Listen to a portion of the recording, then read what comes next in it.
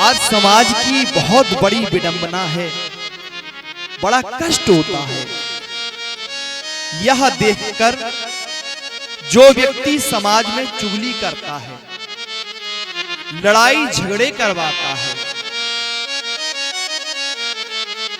उसकी तुलना श्री नारद जी जैसे संत से कर दी जाती थी। वो तो नारद जी हैं, वो तो नारद है। अरे पढ़िए कभी नारद जी के चरित्र को,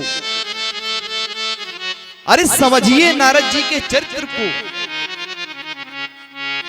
जिसे नारद जी का दर्शन हुआ, जिसे नारद जी की कृपा मिली, अंत में उसे भगवान का भी दर्शन हुआ है।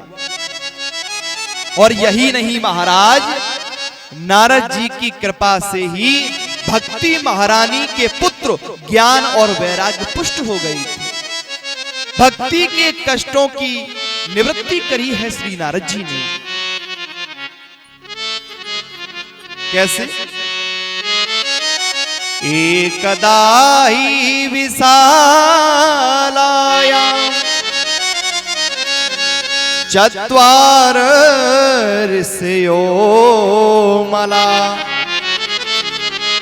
सत्संगार्थम समायाता दद्रसस्तत्र नारद।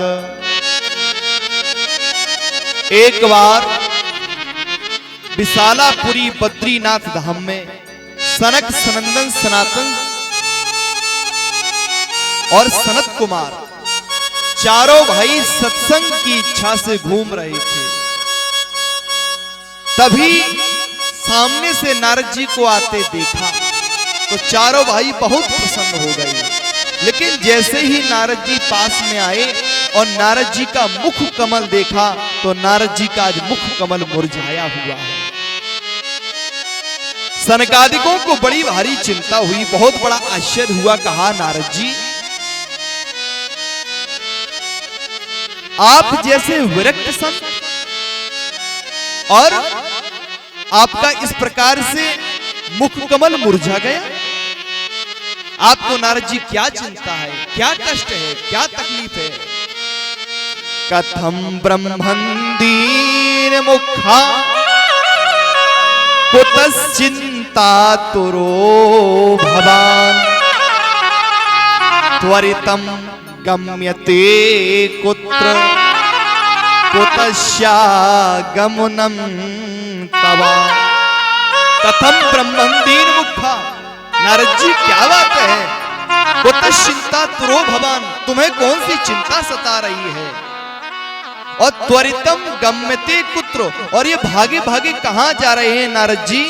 और कुतश्यागमनम तवा, और नारद जी आपका आगमन कहां से हो रहा है? इदानीम शून्य चित्तो वश गतवित्तो यथा जना तवेदम मुक्त संगस्य नोचितम वदिकारिणम।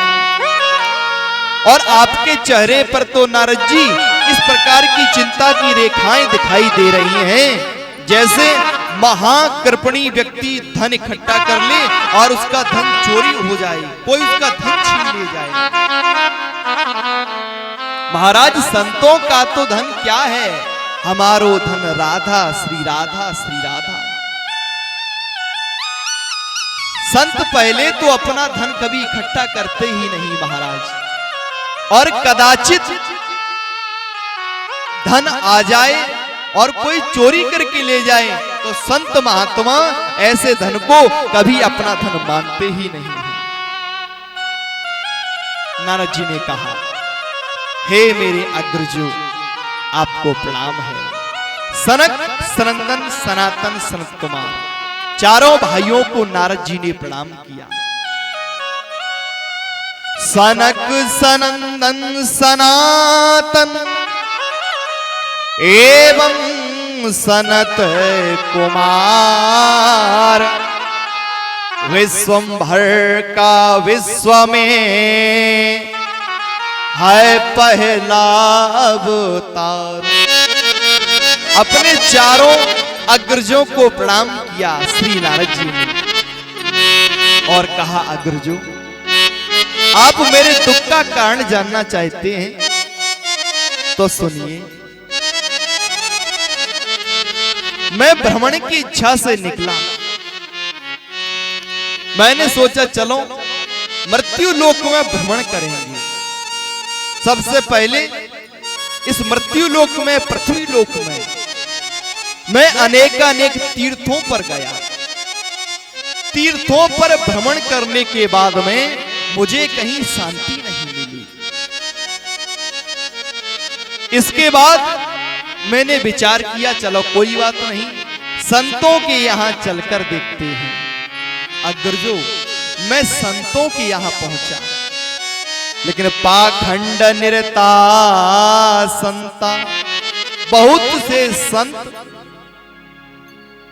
पाखंडी हो गए हैं। एक जगह बहुत शोरगुल हो रहा था। नारद जी कह रहे हैं सनकादिकों से, बहुत शोरगुल हो रहा था। हमने पूछा, भैया ये इतना शोरगुल, इतनी आवाज कहां से आ रही है? बोले कि ये मौनी बाबा का आश्रम है। मौनी बाबा का आश्रम और इतना शोरगुल, मैं विस्मय में पड़ गया। अग्रजों,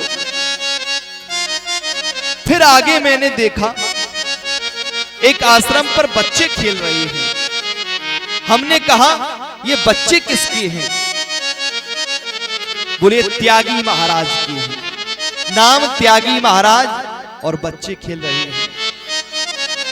श्री नारद जी कह रहे हैं, ना मुझे कहीं किसी तीर्थ में शांति मिली और ना कहीं मुझे किसी संत के यहां शांति मिली। उसके बाद फिर मैंने विचार किया, चलो कोई बात नहीं, गृहस्थों के यहां चलकर देखते हैं। लेकिन जब मैं गृहस्थों के यहां गया तो गृहस्थों के यहां भी मुझे शांति नहीं मिली।